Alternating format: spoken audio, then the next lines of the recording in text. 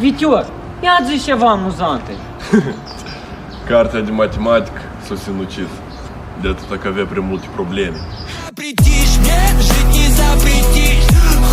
Uei, cum se deosebește o vacă de un bou? Păi când dai să muși boul, el zânghește.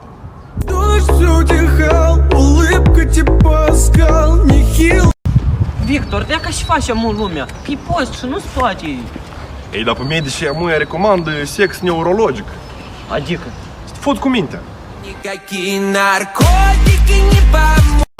Ui, Vicky, dar și размер ai la picior? По 6. Cât e? По 6. Da cum așa? Eu prosta când eram mic, el umblam desculț. E bun, hai. Hai, noroc.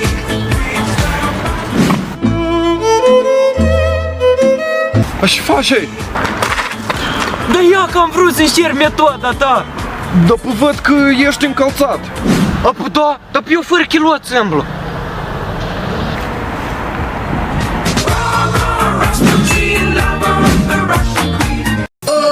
Bune au fost pelimenile cu hârtini de vicel.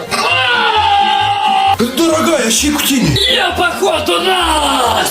Ой, бля, țin! Я как разбавлять шарик, давай я смаутил.